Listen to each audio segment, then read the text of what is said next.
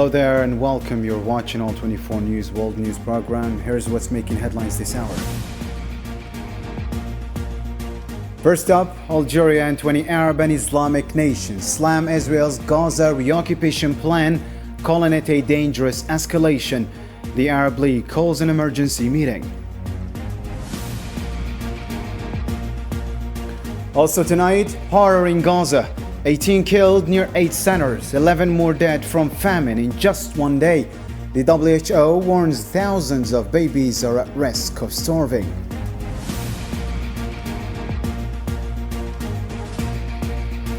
In Morocco, anger on the streets over ties with the Zionist entity.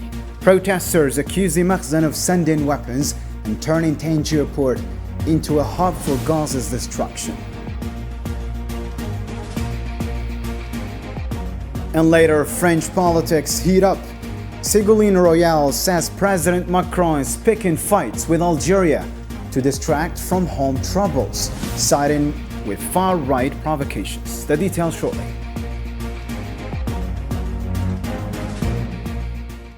Welcome back to the details. Algeria is speaking out against the Zionist entity's push to reoccupy Gaza, warning it's a direct threat to the future of Palestine and to regional peace.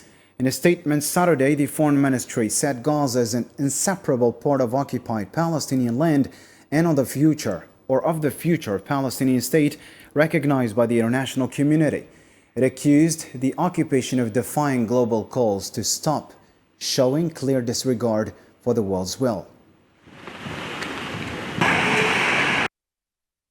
The occupying power once again proves its disregard for the will and decisions of the international community as it plans to militarily reoccupy the Gaza Strip and forcibly displace its population. Algeria expresses its strong condemnation and categorical rejection of these Israeli plans that mortgage the future of the Gaza Strip, the future of the Palestinian state, and the future of peace in the entire region. It also affirms that the Gaza Strip is an integral part of the occupied Palestinian territory and an inseparable, authentic component of the Palestinian state, recognized by international legitimacy and demanded by international community. More than 20 Arab and Islamic countries on Saturday denounced the Zionist plan to impose full military control over Gaza Strip, calling it a dangerous escalation and a blatant violation of international law. The Ministerial Committee from the Extraordinary Arab-Islamic Summit on Gaza said the move seeks to cement the illegal occupation and enforce a fait accompli by force, defying international resolutions.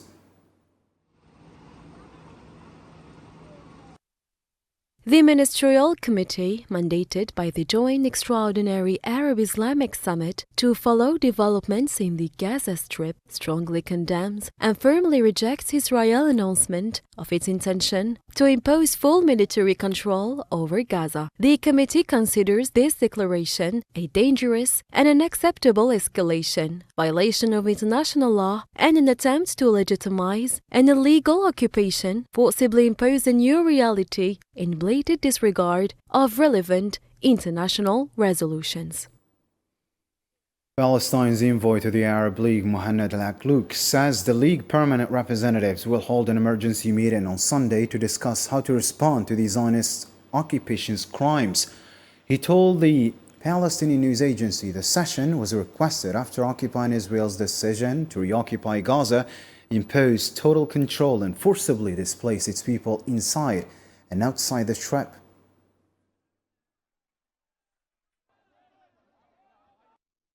And on the ground in Gaza, the occupation forces opened fire on desperate crowds near 8 centers across the Strip.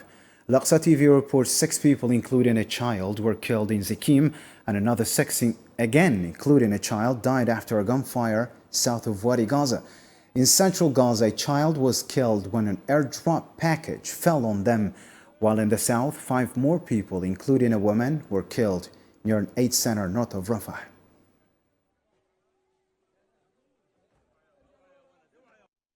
Gaza's health ministry says famine is still claiming lives at an alarming rate. In just the past 24 hours, 11 more people, including children, have died from starvation.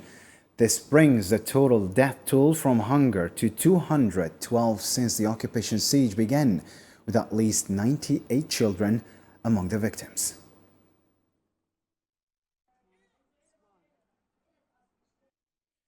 And in the faces of that crisis are becoming heartbreakingly familiar. Emaciated children, some just toddlers, now stand as the starkest symbols of Gaza's famine. Yasin has more. In Gaza, the search for food has become a daily struggle and a dangerous gamble for parents. Inas, like many Gazan mothers, faces the relentless challenge of feeding her children. She often prioritizes the meager portions, enduring hunger herself, all too aware of the growing number of malnutrition-related deaths reported each day. For this mother of three, the battle to keep her family alive is unrelenting. I'm now struggling to feed myself and my children. I often feel dizzy from the lack of food. And when we have a little food, I give some to the children so they can eat. The situation is terrible, and I don't know how we will survive if this continues. Every day we see people going to aid distribution points, heading straight to their deaths, just to bring bread to their children. We see blood mixing with the flour, a piece of bread soaked in blood. The last line of defense against famine in the besieged strip lies in charity kitchens, where hundreds of Palestinians gather every morning, hoping for a meal. These informal food distribution centers, known locally as takia kitchens, are now on the brink of collapse as hunger tightens its grip on the territory. We're doing everything we can to keep the kitchen running, but there are too many people. It's impossible to feed everyone. Everyone on the market has become too expensive. We simply can't afford it.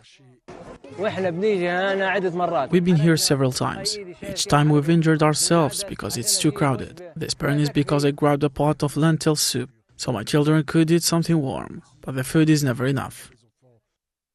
Ongoing restrictions by the Zionist entity on humanitarian convoys have severely limited bulk food deliveries to these kitchens. At the same time, skyrocketing local food prices have placed even the most basic staples beyond the reach of most families. With borders tightly sealed, food aid is increasingly being delivered through high-risk airdrops, a method that Gazans describe as both inadequate and deadly. Residents plead for the reopening of border crossings to allow aid trucks into the strip, warning that falling aid piles have already claimed lives when they struck people on the ground.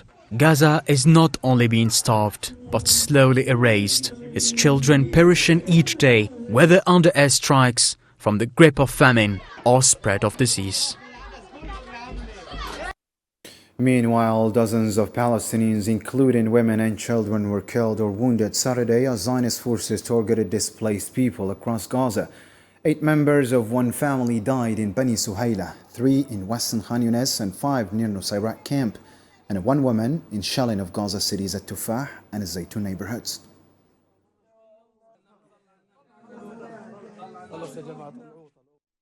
In Europe, political pressure is growing. Germany has suspended weapons exports to occupying Israel that could be used in Gaza Strip, Chancellor Friedrich Merz announced Friday. The decision follows the Zionist occupation's approval of a renewed Gaza occupation plan, with Merz urging the entity to abandon further West Bank annexation steps. Meanwhile, Ireland is advancing legislation to ban imports from illegal Zionist settlements. Deputy PM Simon Harris confirmed Dublin's commitment to the bill despite opposition, backed by ruling coalition partners Fine Gael and Fianna Fáil. People in Ireland, people in Europe and people right across the world feel extraordinarily strongly about the genocidal activity that we're seeing in Gaza, about the starving children, and we will use all tools at our disposal. It's not a surprise that some seek to distort or misrepresent our proposed actions. And remember, Ireland isn't alone in relation to this. This week we also saw Slovenia take action in relation to trade from the occupied territories. I expect Belgium are likely to do the same, and we intend to advance with our legislation. Meanwhile, the streets of Europe are filled with anger. Thousands rallied across the continent on Saturday, condemning the Zionist occupation's starvation war on Gaza Strip and demanding an end to the siege. Protests in Amsterdam, Berlin, Copenhagen, Oslo and Stockholm accused the occupation of deliberate famine tactics and called for immediate aid access and a ceasefire to stop the slaughter of civilians.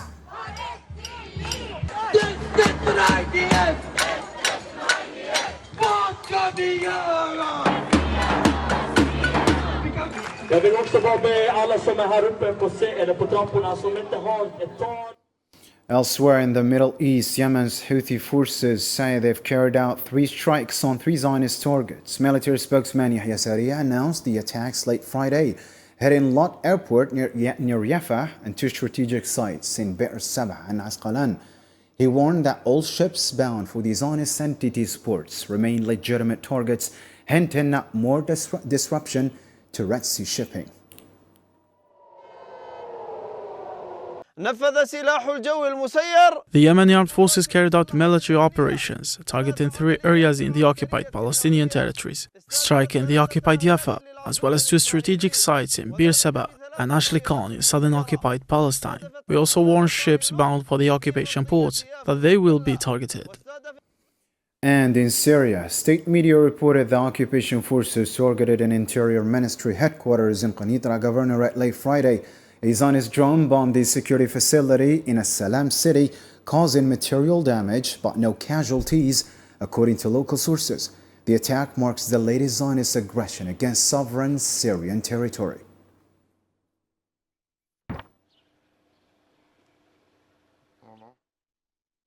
In Lebanon, 6 soldiers were killed on Saturday while clearing an exploded ordnance left behind by the Zionist attacks in the south.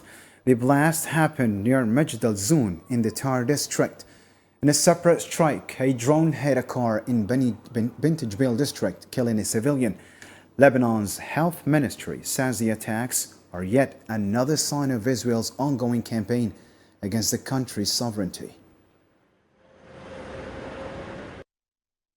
And in Iran, judicial officials said Saturday they've captured 20 Israeli Mossad operatives across Tehran and multiple provinces.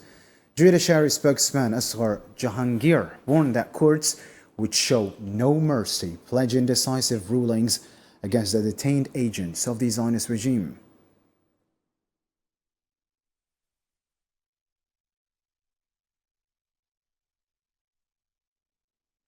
To another development in Africa now, the Red Crescent says its teams have exhumed the remains of 317 people from a makeshift burial site in southern Khartoum. Families had hastily buried victims there during the Rapid Support Forces' control of the area. Samersi has more. Images reminiscent of Gaza and the mass graves found at Nasser and Al-Shifa hospitals, but this time it's in Khartoum, Sudan's capital. There, 317 bodies are being exhumed for proper burial. These aren't mass graves, but an improvised cemetery created by locals during intense clashes between the Sudanese army and the Rapid Support Forces. There are 317 graves in the neighborhood that contain the remains of people buried by relatives in a hurry during the militia violations.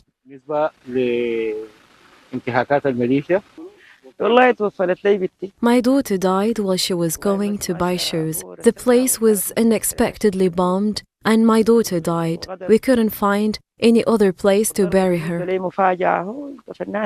The exhumation, while reopening the wounds of loss for grieving families, is a necessary step driven by serious health and environmental concerns, as well as the inappropriate placement of the makeshift cemetery in the densely populated Al-Azhari neighborhood.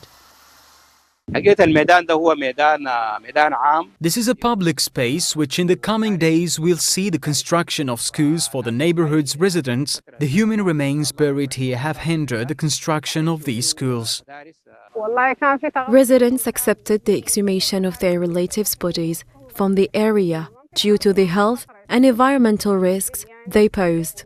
Local residents feel a sense of relief, knowing the exhumation will allow for dignified reburials and give families a proper place to grieve. For months, they lived with the psychological weight of graves just meters from their homes. Meanwhile, Authorities working with humanitarian groups are now managing their process with care and respect. In Morocco, activists are gearing up for nationwide protests this week, pushing back against what they call Zionist influence and demanding the Mahsen government end normalization. Abdel Hafid Sriti from the Moroccan Working Group for Palestine says marches and sittings are planned across major cities and is calling for mass public participation.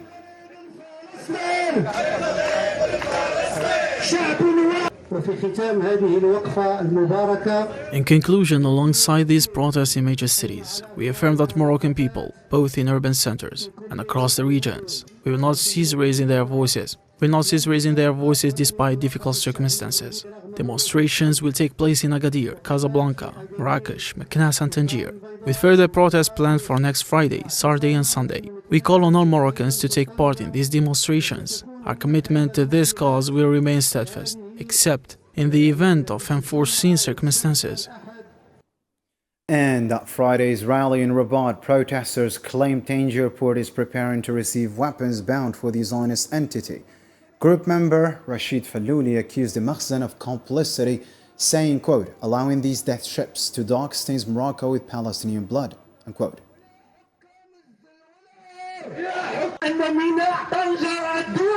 Reports indicate that Tangier International Port is once again set to receive a vessel arriving from the US carrying military shipments destined for the Zionist entity. If confirmed, this would mark the third occurrence of such an incident, raising deep concerns and outrage. We express our absolute condemnation of this act, which we view as a grave moral and political crime, allowing those complicit in war crimes to pass through and desecrate the city is an affront to the values of justice, dignity and solidarity with the Palestinian people. To date, no official source has denied or clarified these reports. The absence of a clear position only deepens public anger and mistrust. Such partnerships, if true, stand in stark contradiction to the principles of international law and the collective conscience of humanity. And in other regional news, former presidential candidate Ségolène Royal slammed President Macron's Algeria policy, saying his big-night intentions to divert attention from France's domestic crisis. In a social media post, the ex-minister cited wildfires, pension reforms and mounting social unrest as the real issues Macron seeks to obscure through manufactured diplomatic friction. The controversial issue with Algeria has been brought up again, as happens every time there is an attempt to create a distraction so that attention is diverted elsewhere. The devastating fires in Oud, the alarming neglect in fulfilling promises on aircraft equipment, and the sharp cuts to the civil protection budget. The former French presidential candidate accused Macron of recklessly deteriorating ties with Algeria through what she called destructive policies. She particularly condemned entrusting the bilateral file to an interior minister she described as yearning for colonialism, warning this approach risks catastrophic consequences. Regarding Algeria, restoring good relations requires asking this question. Was it appropriate to entrust diplomacy with such a major country to an interior minister nostalgic for colonialism who voted for and defended Sarkozy's flawed law on glorifying colonialism? Also weighing in, Jean-Luc Mélenchon, leader of France Insoumise, accused President Macron of provoking Algeria in coordination with Interior Minister Bruno Retailleau and far-right groups.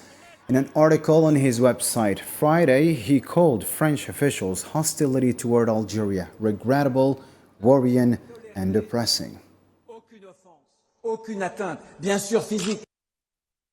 Provocative actions towards Algeria show that things are not as they should be in areas where the wounds of history should have generated more experience and lessons than we see. After France was expelled from most of Africa, Macron decided to go along with his Interior Ministry's provocations against Algeria, while the latter flirts with those who yearn for colonialism.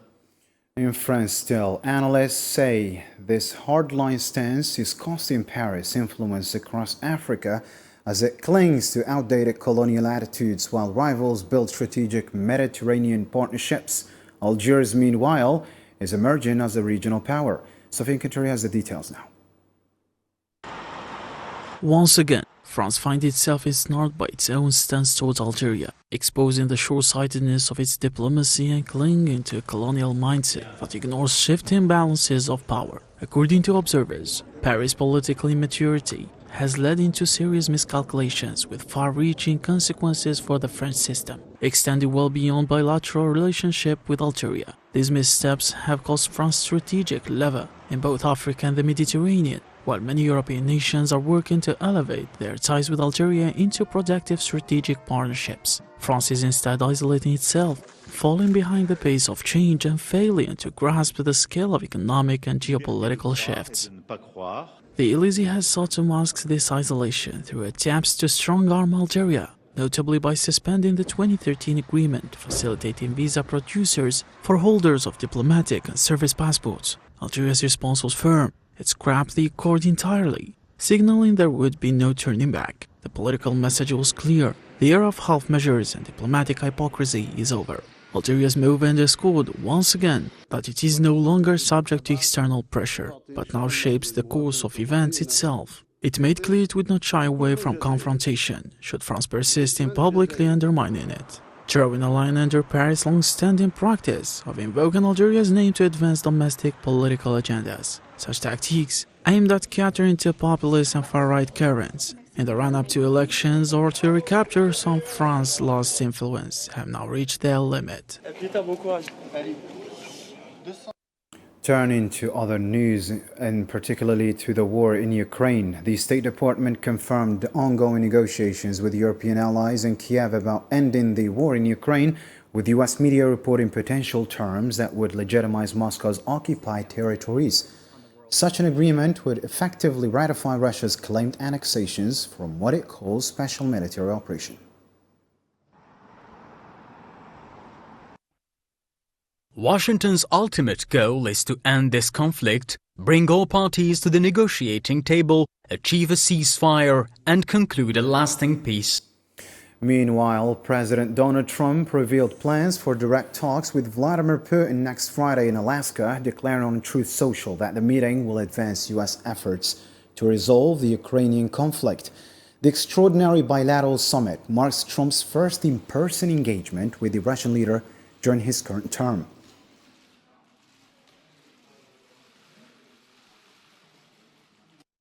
In Kiev, Ukrainian President Volodymyr Zelensky issued a stark rebuke ahead of the Trump-Putin summit, declaring any peace agreement excluding Ukraine would sabotage resolution efforts. He stressed on Saturday that decisions about Ukraine without Ukraine are dead ends, firmly rejecting territorial concessions to Russia as Alaska talks loom.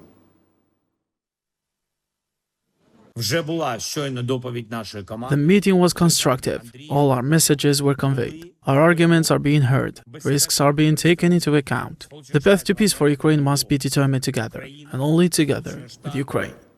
And finally, in our news, in Japan, on Saturday, Nagasaki marked 80 years since the U.S. atomic bombing. As survivors gathered in Peace Park and Hypo Center Park to honor the victims and renew their call to abolish nuclear weapons. Despite enduring wounds, illness, and discrimination, they remain committed to ensuring Nagasaki is the last city ever bombed, though they fear the world is heading the other way. And that wraps up our tonight's news. For the latest updates, visit us online or follow us on our social media channels. I'm Islam Sid. Thank you for tuning in. Good night.